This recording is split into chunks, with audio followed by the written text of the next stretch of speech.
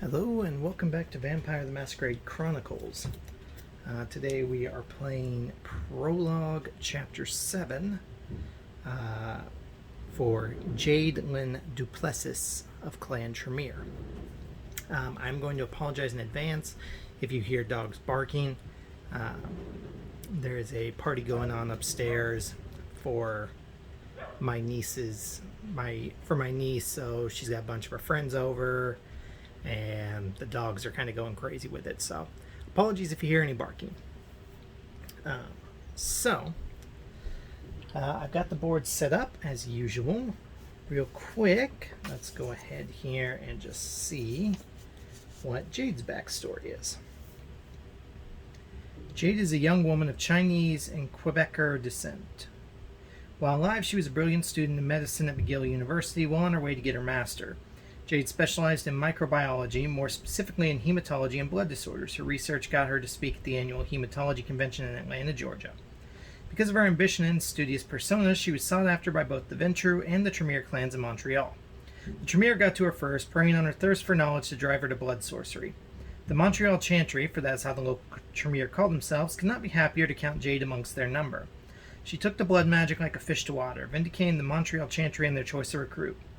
Using her prior knowledge of hematology, combined with her newly acquired knowledge of blood resonance, Jade has begun studying the link between vampiric powers and the emotional state of their prey. Caleb, Montreal's sheriff, has also taken an interest in Jade and often calls upon her to deal with important matters where the traditions have been broken. Her ambition will prove invaluable to the coterie and the city. So, much like our last two characters, Jade has 4 health, 5 willpower. She has 2 physical, 2 social, 3 mental, and she's got a lot of points into mental skills. We've got 1 dot of blood sorcery and 1 dot of aspects. So, pick up Jade's little book, which, as we can see, is a bit of a thick one compared to some of the other ones. You're pulled out of your studies by the sound of someone knocking on your door. You bolt upright on your chair and rapidly close the old tome you were studying. The Encyclopedia Hemivora will have to wait. Not many people are allowed to set foot into the Chantry unless they're given permission to walk around unsupervised. Since you'd warned the resident ghouls not to disturb you tonight, this visitor must be someone important. You make your way to the door and look into the peephole. There is a man on the other side. He's wearing a long black coat over an immaculate white dress shirt. His porcelain skin is marred by black veins that run across his skull. It's Caleb, the sheriff. You look down at yourself, making sure you're somewhat presentable before opening the door. Good evening, Mr. Duval, you say courteously. Good evening, Jade. Get ready. We have a situation. Without another word, you pick up your bag and your jacket next to your apartment. You hop in Caleb's car and you both drive away. You observe the nightlife of Montreal as you drive through town and beyond. Caleb remains silent for a good part of the trip. He eventually breaks the silence. The Montreal Police Department was called to a house in St. Leonard. Double homicide. My informants tell me they believe it's kindred related. The police are already on the scene but have yet to go through the whole area. I want you to comb the place out, figure out what happened, and make sure the kind forget one of us was present. Consider this a test of your skills in helping the Camarilla. As Caleb drives into a residential street, you can see the flashing lights of a police car in the distance. Caleb once again breaks the silence. His voice is paternal yet severe. Do not disappoint the Camarilla, Jade. He marks a pause, then adds, do not disappoint me. Objective. Find out what happened and ensure the masquerade is not breached. Read Event 1. So, in tonight's section, we are down here. We got a detective and a policeman, and we have our cative character, Gabe Tremblay, here as well. So, Event 1. On page 73. The crime scene. Caleb parks the car in the front, away from the police car. From your point of view, the house doesn't seem so bad. It's one of those townhouses that become all the rage lately. No apparent sign of forced entry from the front, and the windows are intact. Caleb brings you around the house to a small fenced-in backyard. From here you can see the dirt tracks leading inside the house. Following the tracks backwards, you realize they come from a human-sized hole dug up in the garden. The lights inside the house are on. You can hear 2 men talking. Sheriff chooses a dark corner to stand in and hide. Before becoming one with the shadows, Caleb gives you one last instruction. Looks like they've begun combing the crime scene. This is going to be a bit more difficult than we thought. I'll let you do your thing. When it's done, come and see me and we'll leave. Read Event 2. You step inside through the main patio door. The moment you step on the hardwood floor, a man in a navy blue windbreaker turns around and stares at you. You only get one chance, so don't mess it up. Read Detective Dialogue D1.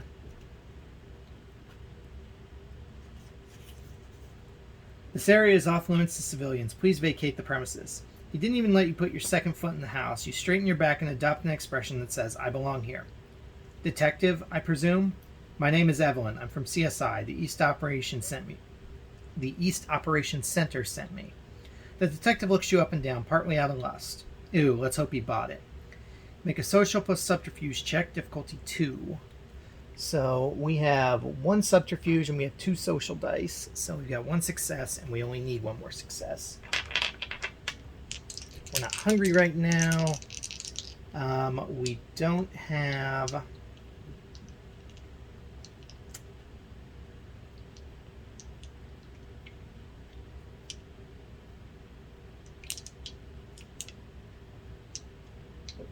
Yeah, let's do this before we get hunger dice. I'm going to need to activate Sense the Unseen at some point just to help out, but... I mean, I've already got...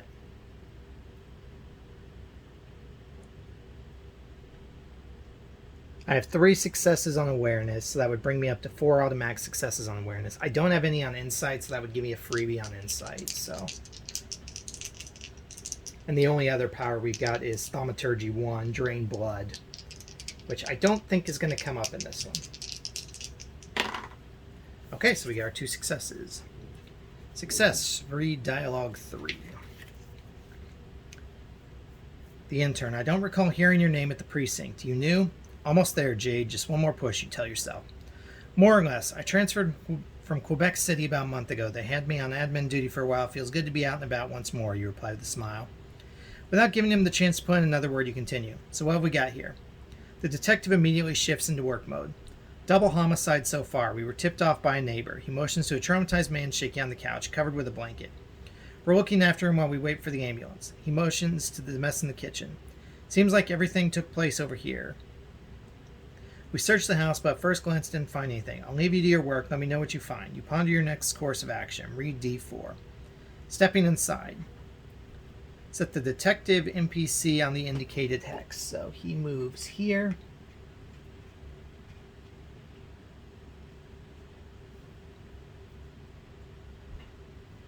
You ask him about the man on the couch, or you move on to the crime scene. Let's ask about the man on the couch real quick. Him? The witness. Him? He points to the man sitting on the couch before him, lowering his voice. He called us here, said he was out for a stroll and heard cries and a loud noise. We checked and the front door is still locked, so he probably walked into the backyard and saw the scene from the patio door. You look over his shoulder into the backyard. Any suspects? We have 2 patrol cars scouring the neighborhood. So far, nothing. He points to the traumatized man again. He is, though the trauma is far too real to be a bluff.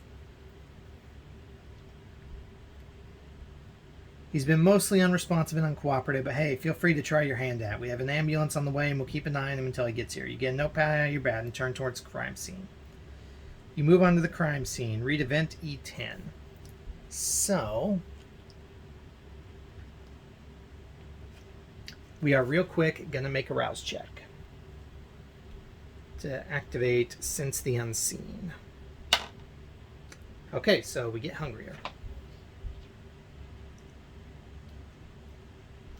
We now have 1 die for that, but we've got 1 permanent extra success on awareness and insight, so that's good. Read event E10. Event E10. The crime scene. The house is a mess. There are evident signs of a struggle as well as forced entry. It's clear that someone came and murdered the couple. Whoever did this was not in control, most likely a frenzied vampire. Now to find a plausible explanation for the police and erase any trace of kindred from the scene. Set investigation area tokens 1, 2, 3, and 4 on the designated hexes. Okay.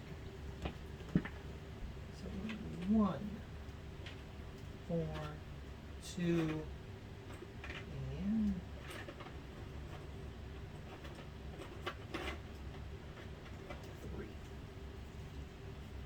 So 3. Let's move our dice off the board.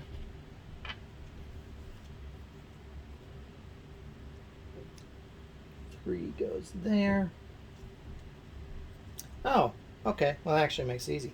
They go right there where there's evidence markers by the cops.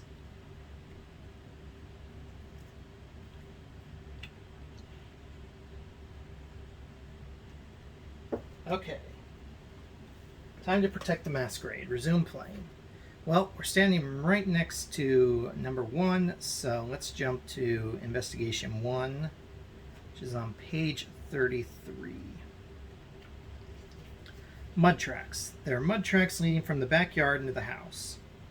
You crouch down next to the tracks and begin inspecting the area. Make a mental plus search check. So we have 2 successes in search automatically. We have 3 dice to work with. So 0 to 2 successes, read investigation 1. 3 plus successes, read investigation 2.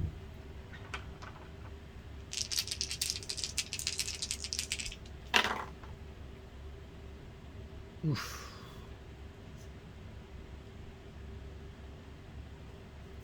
Actually, wait, I think, let's have this open on rouse, or on skill checks real quick. Because I know in the role-playing game, the actual role-playing game, if you only had successes on a hunger die, it would be a problem.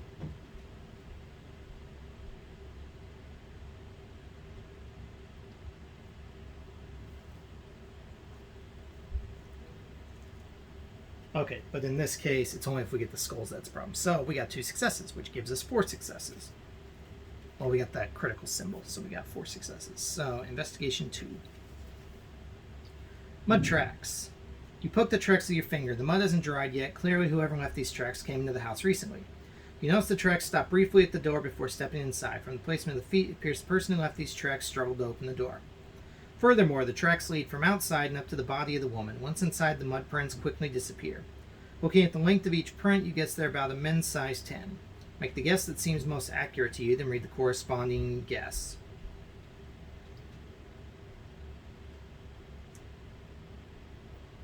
So our guesses are, the tracks were made by the witness, the man on the couch. Tracks were made by the man on the couch, who is also the killer. Tracks were made by the killer.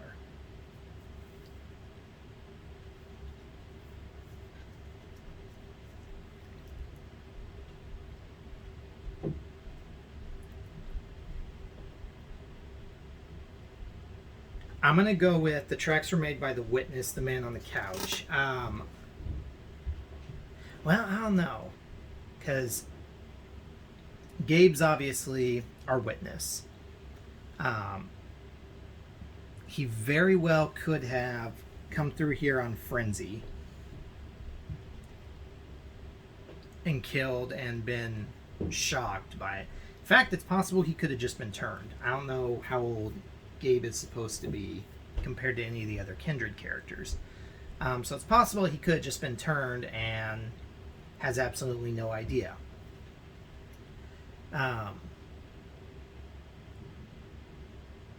So that could have been his first meal, was running in there and killing them.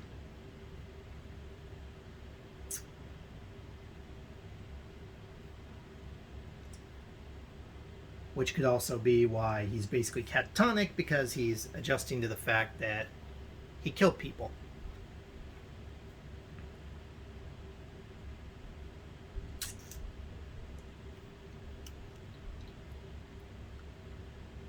I'm gonna go with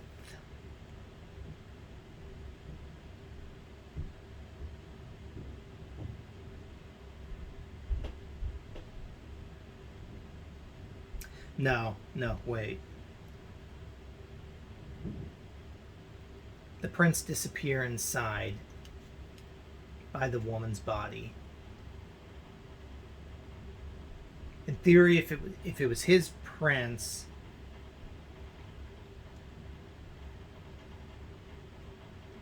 then they should continue over to the couch where he's at.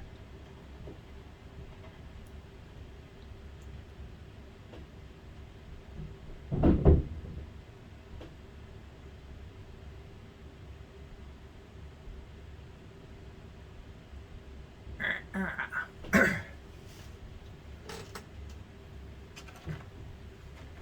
Let's get the clue tokens out too real quick while I'm thinking this over.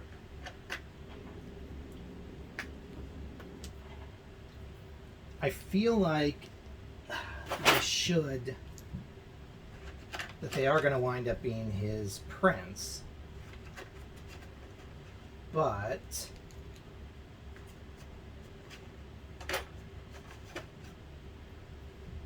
my continual thinking on it getting me to think that the prince should have gone up to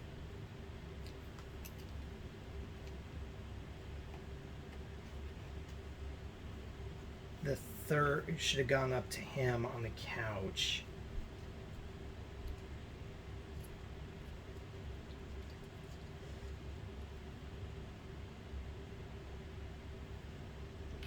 There's all the clue tokens.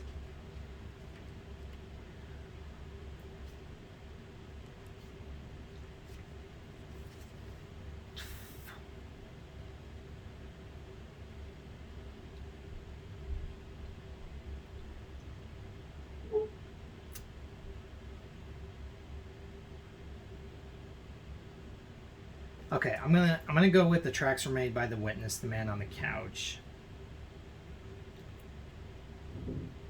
No, we're gonna go with tracks were made by the man on the couch who is also the killer. So G2. I think I'm going off the assumption right now he was just embraced because he's caitiff. His sire's not there. He was in the throes of the beast, ran and fed. So G2. Which is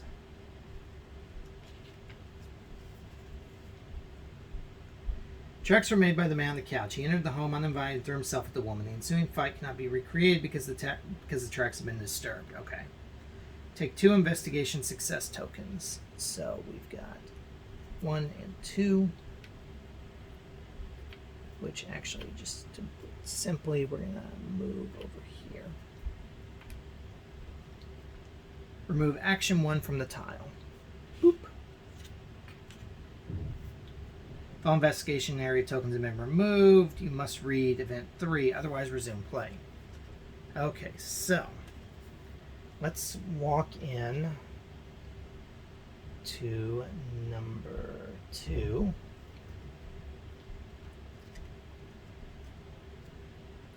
Blood splatters, page 41. The kitchen is a mess. From the looks of it, someone ransacked the drawers and cabinets and scattered their contents all over the floor. What's more, the kitchen table has been marred by a rather large blood splatter. You discreetly start a ritual to discover the origin of the blood. Make a mental plus occult check. 0 to 3 successes, read IN 1. 4 plus successes, read IN 2. Because we do have 3 in occult, so...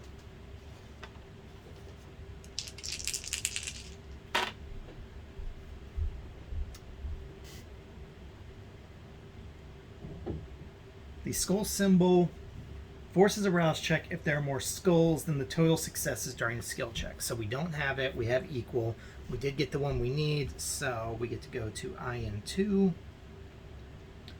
Making sure the detective is still busy with the bodies, you rub your fingers on the still sticky blood and whisper a few arcane words before licking your fingers. In the space of a breath, the ritual activates the blood on your tongue and a rush of information suddenly overtakes you. The blood belongs to a human who was overtaken by fear and anger when it was shed. You also take a few moments to look at how the blood is sprayed. It came at an angle and from a higher location than the tabletop. The person whose blood as it is was closer to the table than the couch when they were wounded. It came in one squirt but not a clear one. Something obstructed the wound from which the blood spurted out.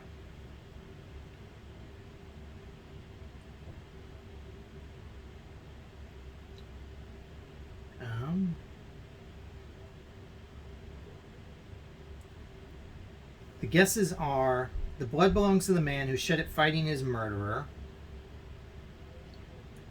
The blood belongs to the woman who bled here first and died of her injuries later. Or the blood belongs to the man who was taken by surprise.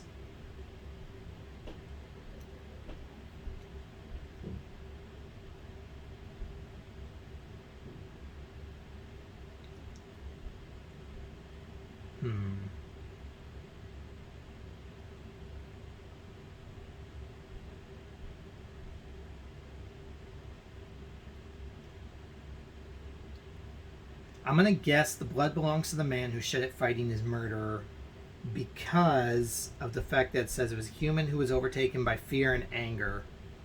If it was fully surprised, I don't think it would have mentioned anger. So we're going to go with G1. I don't think it's the woman. I don't think that she managed to fight back at all. So G1.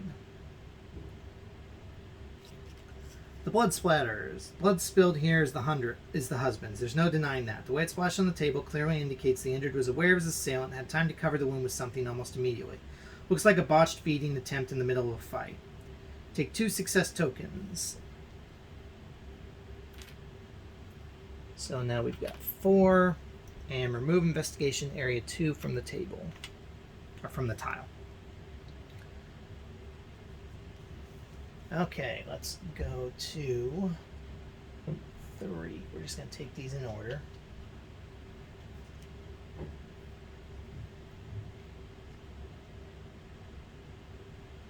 We're not going to do 4 until we've talked to the other 2, though, because once we complete all the investigation areas, we have to read the next event. So we're not going to do number 4 until we've talked.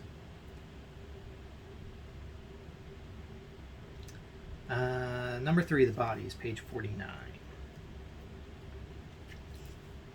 The couple's bodies lie on the floor, covered by white sheets. From their position, it appears they were facing each other before dying. They're just out of arm's reach of each other. Oddly enough, there are no traces of blood around the woman. Time to lift the sheets and look under them. Make a mental plus awareness check. So I think it assumed that you were going to use Sense the Unseen because it's 0 to 5 successes to read Ion 2 and 6 plus successes to read Ion 3. If you want to confer with the detective first, read Ion 1. Ooh. Okay, let's see what the detective says, if he gives us any other information. You approach the detective. He's scrolling through text messages on his phone without looking up. He says, "What do you think so far?"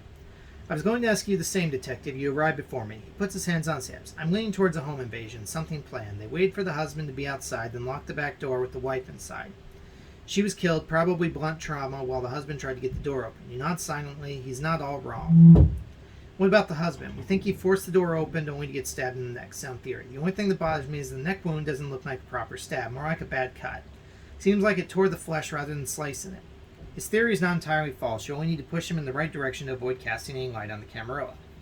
Crouch down next to the bodies again and lift their sheets. Aha. Make a mental plus awareness check. The difficulty is now 0 to 4 successes to read Ion 2 or 5 plus to read Ion 3. So we've automatically got Ion 2 again. Like I said, I assume that they expect you to use Auspex, which makes sense because why wouldn't you get free successes? So we've got 3 dice to roll. We need 1 success here. We do not get 1 success, so we are going to spend a willpower to re-roll both of our black dice. Okay, so we got 5 successes. Read Ion 3. You lift the sheet covering the woman. Her eyes are sunken and her lips are dry. You notice 2 bite marks, one on her neck and the other on her wrist. The wound on the neck is healed. You can barely see the 2 small punctures. The one on the wrist, however, is still open. You bite your lip and let the smallest drop of blood drip down your lips and onto the wound. You whisper a few words under your breath and the wound closes, leaving no trace of an attack behind. You move on to the man and lift his sheet. The person underneath is in a worse state than the woman. The entire left side of his face is covered in blood from a gashing wound on his neck. His torso is covered in bruises. You shift your focus to the corpse's immediate surroundings.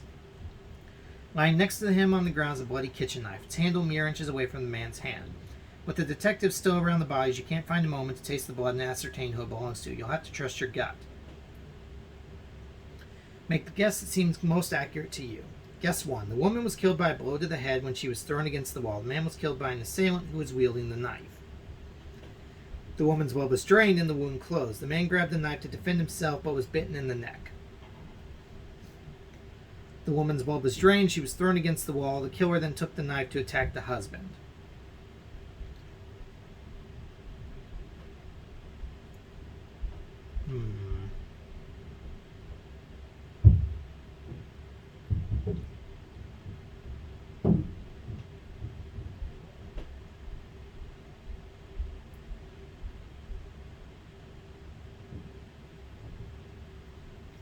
I'm going to go with guess number 3. The woman's blood was drained and the wound closed. The man grabbed the knife to defend himself but was bitten in the neck.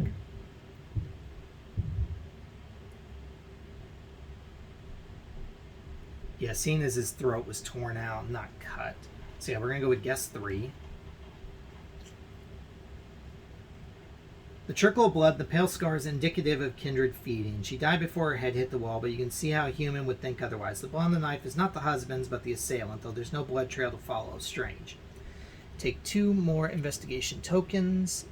So we're up to 6. And remove that from the board.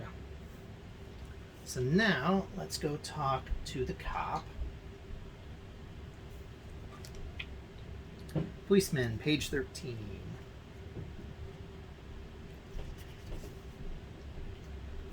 A rookie officer is standing by the couch, looking over a man huddled in a gray blanket. The policeman tilts his head from time to time, trying to look into the witness' eyes. He jolts as you approach. You need anything from me? You ask him about the witness. How's the witness, you ask? He stopped shivering a few minutes ago, but as you can see, he's not well yet. Whatever he saw spooked him good. Has he said anything? We got his name, Gabe, and that's about it. He's pretty much unresponsive. You mind if I get closer? You see the agent is hesitating. You try to persuade him. Make a social plus persuasion check. Which, we have no persuasion. Difficulty is 2.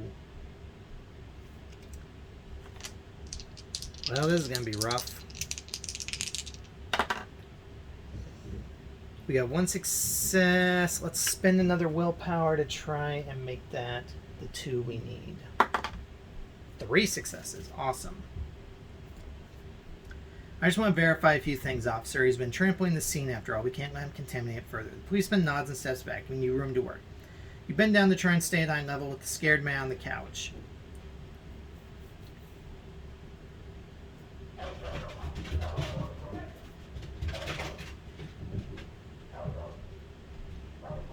You attempt to make a connection with the victim, which is a social plus subterfuge check at difficulty 2. We do have a dot of subterfuge. Or we can examine him in silence, which is a mental plus awareness check at difficulty 2. So we would already succeed at that one, because we have 4 successes without rolling.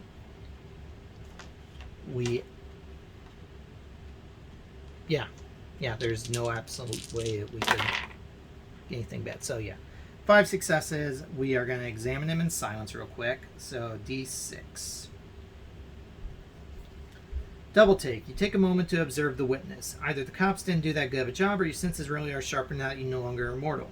You notice his mane of black hair is sprinkled with flecks of dirt. Furthermore, you smell blood on the man. No, not blood. Blood. The vitae of the kindred. Are you hurt? You ask him. The man lifts his head to look at you, then looks at the palm of his right hand. No. You're taken aback by his voice, smooth yet filled with melancholy. Can I go to the bathroom? His voice shifted rapidly. You do not need supernatural senses to know he's growing uncomfortable. Uncomfortable and hungry. The officer behind you pipes up. Certainly, it's right over there. The man discards the blanket and heads for the bathroom, leaving behind a few flecks of dirt. The farther away he is from the kind, the better it is. Take the vigilant card, number 37.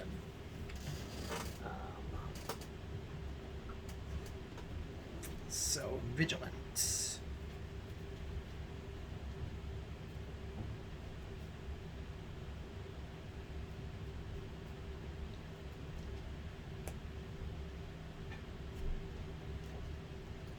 Every detail, however insignificant, is worth being mindful of. Plus 1 success to your next awareness check. Discard after use or at the end of the next chapter.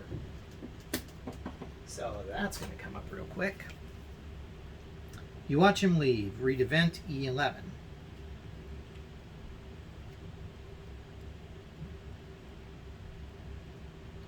Bathroom break. The man locks himself in the bathroom. Set Gabe NPC on the designated hex.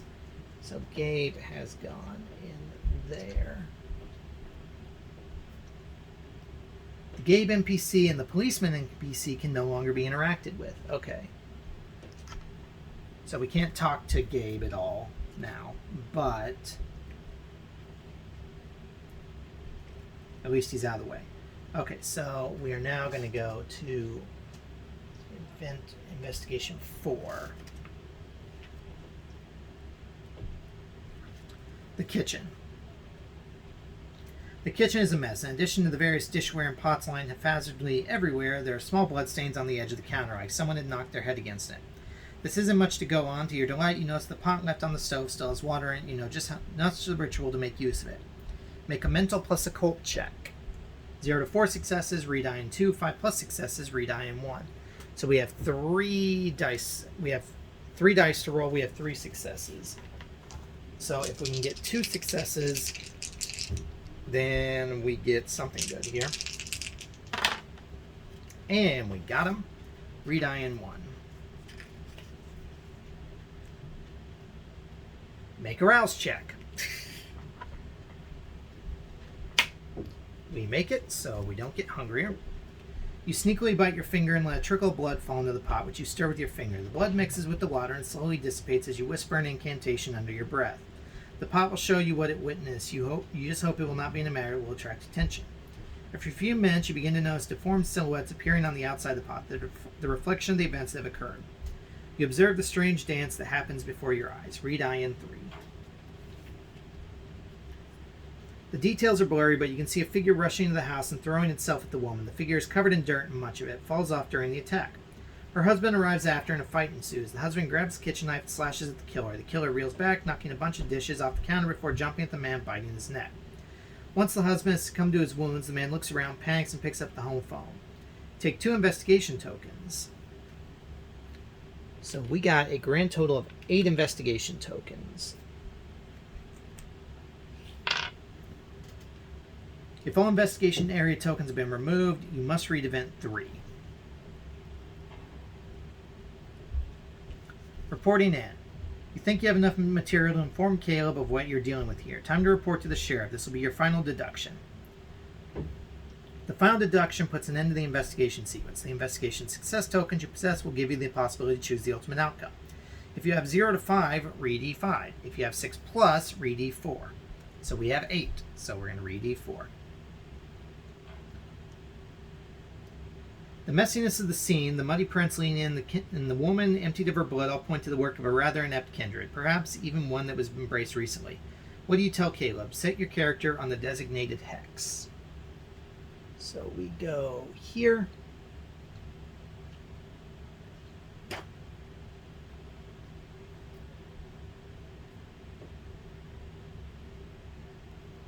Our options are: the vampires new and untrained. They do not understand how to hunt and how to protect the masquerade. What occurred tonight was done out of primal need for survival more than malice. Or, this vampire, while young, waited to feed until the very last moment, was thus overcome by the beast and slaughtering the family. Instead of cleaning up, he called the cops, indicating this kindred is unaware of the masquerade, or perhaps sought to purposefully break it. So, we're going to go with the first option because that does match with what I've been seeing, that he was just embraced, especially with the hole in the backyard. I'm guessing he was shovel-headed by the Sabbat. So read Caleb D1. Page 27.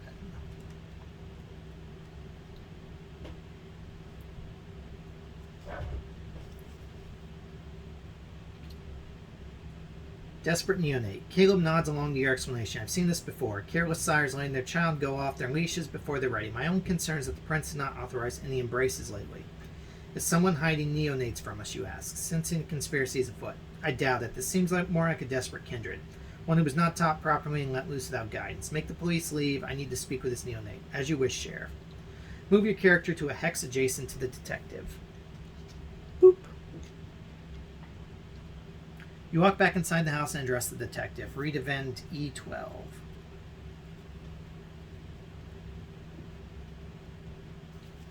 Safeguarding the masquerade. With all evidence in hand, it's time to concoct a fake story to cover up what occurred here. Whatever you tell the police will likely be the story in tomorrow's newspaper. Read final deduction, page 65. Final deduction. With the clues you've gathered, knowing the witness is in fact the murderer and a vampire, you figure it should be easy for you to make up a plausible story. Credibility of your story will depend on what you've unearthed so far. If you have 0 to 2 investigation tokens, read final deduction 2. If you have 3 to 6, read final deduction 3. If you have 7 plus, read final deduction 1. We have 8. Domestic dispute. The likeliest story is a domestic dispute, you think to yourself. Perhaps by casting blame on the victims themselves, the police will allow you to escort the witness home. So our options are: the couple had a fight and the husband went outside for a while. When he came back inside, his wife attempted to stab him with a knife. He pushed her back after he was stabbed.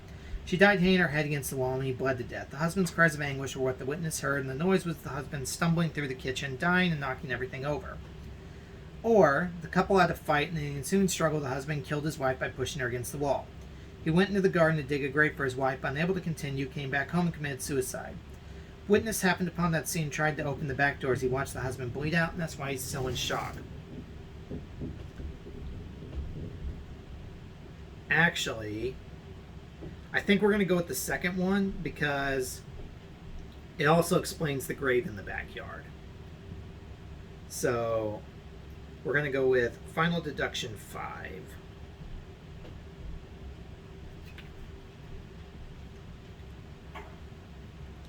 Junior detective. God, no wonder he's almost unresponsive. The detective scratches his chin. Hell, I've seen so many disturbing things in my time on the force, I forget civilians aren't used to this. He extends a hand to shake yours. You take it. You're very gifted, you know that? I'm going to make sure HQ knows about how skilled you are and never put you behind a desk again. Say, if you don't mind, we're on our 3rd shift today and could really go for a bite. Could you stay here until the paramedics arrive? It shouldn't be very long. I'll owe you one. Take the Call the Herd 65 effect card. I'm guessing that's supposed to be Calm the Herd, but we'll see what it says here. 65. Nope, Call the Herd. Let me see. Who do I want to eat tonight? Discard to decrease your hunger by 1. Discard after use.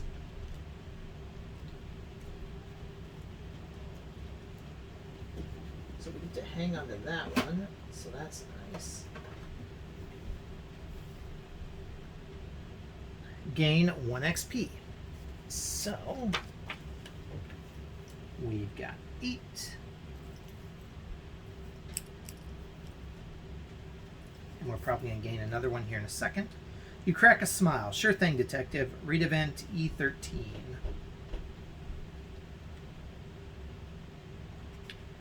Job well done. You wait for the cops to leave the house. Caleb enters soon after. What have you found, Jade?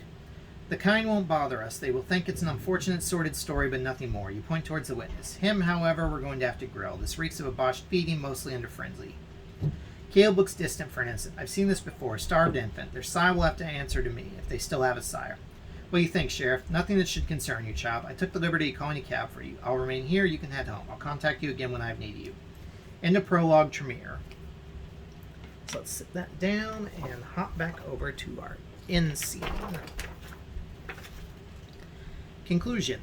The stars barely shine tonight, hidden away by the light pollution of the city. As you travel back home, you notice several kinds still out and about, unaware of what occurred tonight. Tomorrow they'll talk about this grisly murder on the news, sparking outrage and many debates. You wonder just how many crimes throughout history were in fact masquerade cover-ups. Nobody ever recorded that, you believe. It might be an interesting endeavor. You reached the chantry in less time than you imagined, or maybe you were so engrossed in your thoughts you did not see the time go by. Once inside, you climb the stairs back to your room and sit down in your chair and open the encyclopedia once more. The antique clock on the wall indicates it's 3 a.m. You can still squeeze in a good 3 hours of research at least. Over the next week, you dive into more practical reading, mainly the practice of blood rituals. It can't hurt to increase your usefulness, especially after the other night. A ghoul comes knocking at your door. You're about to remind him of their manners, or lack thereof, when you hold up a cell phone for you to pick up. Grab your things. It's Caleb's voice. I have another task for you. Gain 1 XP. So we gained 2 XP, and we got 2 event cards as well. So there we go. That is the end of Chapter 7 for Jade Linh-Duplessis of Clan Tremere. Next time we will be running the final prologue, which is going to be a short one because it is based... It is playing as Gabe, who we just met, and it is based around filling out the character sheet. Because the Caitiff character, unlike the other ones, which, as we see here, are pre-made, though you can obviously change them as you wish once you go through, the character sheet for the Caitiff character is completely blank. You can choose the disciplines that you have, the abilities you have, all of that stuff. So we will be going over that next time. So thank you so much for watching. I hope you're enjoying it, and we will see you next time. Bye-bye.